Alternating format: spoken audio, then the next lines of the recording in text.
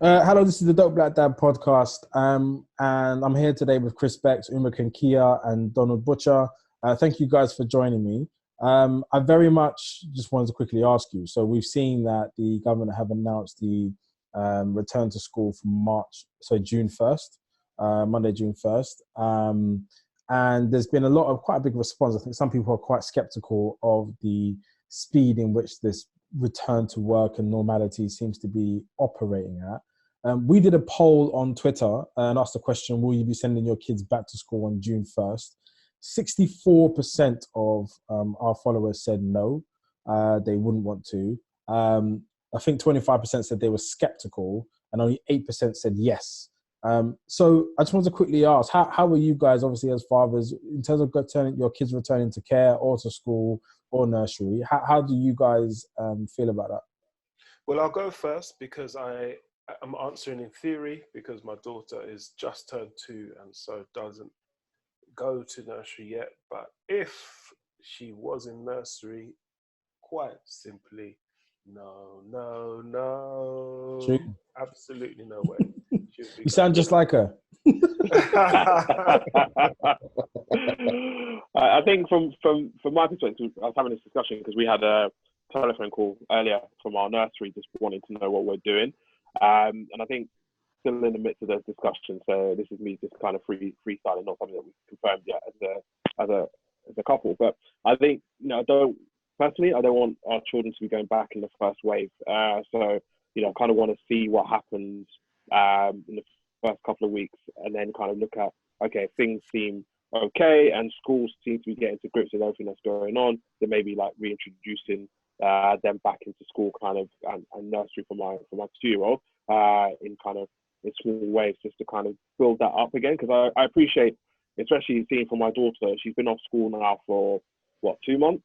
So if we look at the prospect of letting her not go back until September, that's 6 months of no school.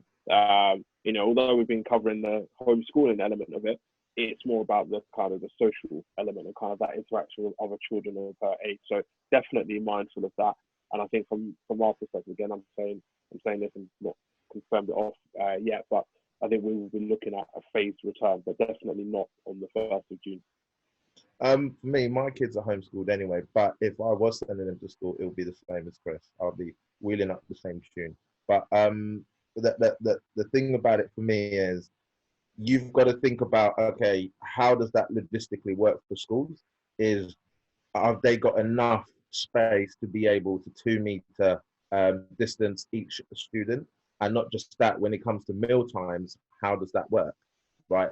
In the canteen, for example, when it comes to sports, how does that work? And in this period of time, I might as well wait till September to send them to school, and then in that case, I'll be sure. And also, there'll be a lot of parents that think like that, so you can get the social element. You can kind of, go to parks. They can play in parks. There's so many different activities they can do, and you can do with them. And it's just a chance like I said earlier on, we're in a unique space where this is a chance we get to spend with our children and be present in that moment. We're never going to have it like this again. So I would enjoy it as much as possible, and drag it out if I can till September if my kids were going to school. Well, what's really interesting is that I was asked this by BBC News this morning, and my view was I would definitely include my son in the conversation. So my children are 4 and 2.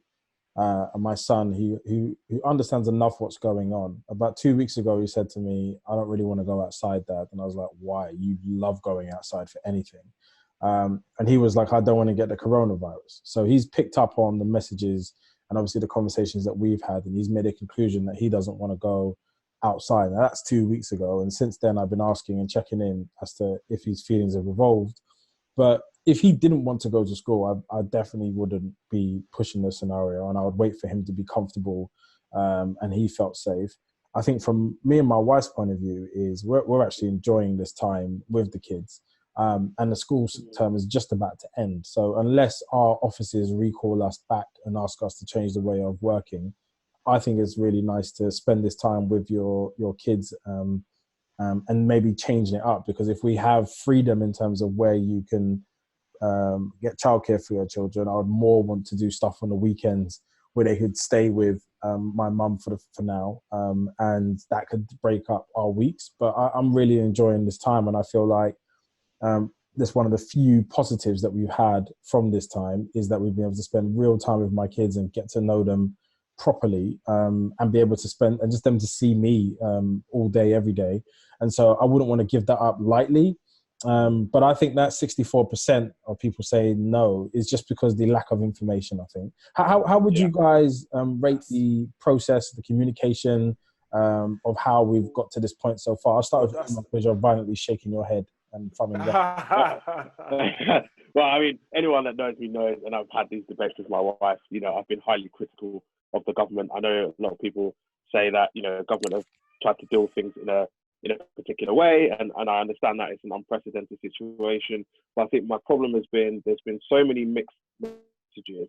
Even the address by the Prime Minister on Sunday was like, okay, you can go out, but don't go out. You can go to work, but if you can't go by public transport, use your bike or walk. But what happens, like for me, I live in Essex. If I've got an office in London, so am I required, and I don't cycle, so therefore am I required to walk from Essex to London and back again? Or, you know, what's the public transport situation? We've seen the whole debacle that's happened with TfL, and, you know, Sadiq Khan having to get a bailout from the government just to keep TfL running. So I think the messaging has not been very clear, and I think government have been very selective in terms of what they want us to know and what they don't want us to know. And I think there's, you know, if you look at what the teaching unions are saying, you know, a lot of them have concerns about going back to school on the 1st of June because they don't know what's going on. And I read an article the other day that the Department for Education, their scientific advisor, wasn't even in on the meetings that, you know, the cabinet were having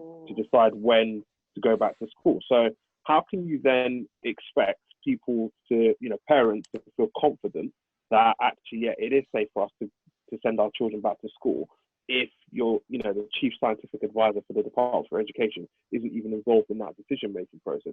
And to flip it even more, Jacob Rees-Mogg, you know, again, people know what he's all about. He turned around and saying, well, actually, we can't expect people to be following a lot of these rules and kind of going back or sending their kids back to school if we as MPs aren't even sitting collectively in Parliament. So I think you've got so many different mixed messages that are going on. And I'm not surprised that there's such a high percentage of parents saying no. And I think the reason for that is because there's not enough clarity in the information that's being given out there for us to make an informed decision. And I think we're kind of relying, or we're kind of having to do guesswork. And hence why I said before about looking to do things in a phased way, because I'd like to see what happens at the beginning and how the schools are handling it and what they're doing, so that I feel confident and safe enough to send my children back into childcare as and when it's required. Cool. Donald? I think the government have failed us in this instance, and I think It's a big statement.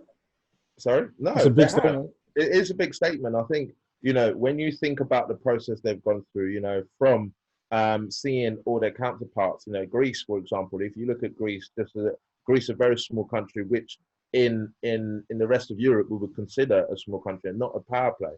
They've had a very small amount of deaths because the minute they saw what's happening in Italy, they were able to close their borders. You know, we are deemed as one of the most advanced countries within Europe.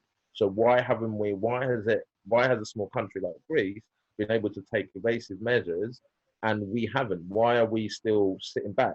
We could have, I really do believe a lot of the deaths that happened could have been prevented. And, you know, just announcing that we're going to now put into quarantine people that are coming over into the UK, it's just, to me, that's a backward step. You know, countries in Africa were doing that. You know, countries in Europe were doing that. Dubai were doing that. You know, so why have we, and this is why I say the government have failed us, because they could have, a lot of what has happened could have been avoided.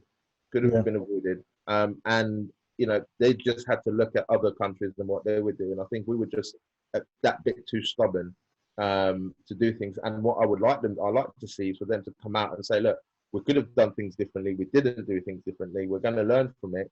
And this is how we're going to move forward. Chris, what would you like to see happen next? What would you be comfortable with as a process for reintegration into schools?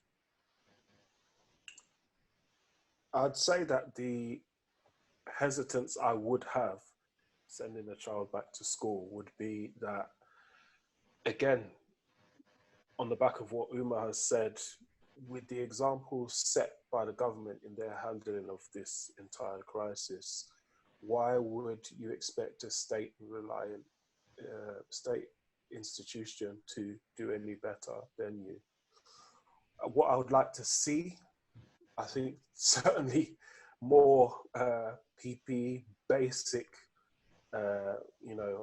protection from spread. Why haven't we put money into that? I don't know. I saw a video actually of a Japanese, I think it was, child being taken to school, and there was like a 3-stage process before they entered.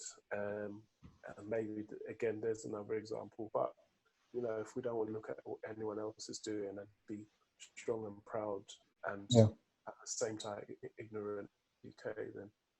Uma, we've got 30 seconds. What would you like to see happen next? I think, government needs to publish a scientific advice that says that it's cool and safe for kids to be able to go back. And I think they need to have a bit more of a coherent plan and explain that to parents and explain this is what's happening. And actually, I think most importantly, you need to get the teaching unions on board, because I think the teaching unions are happy with what's going on and they're happy with that and they're happy to send their staff back to teach.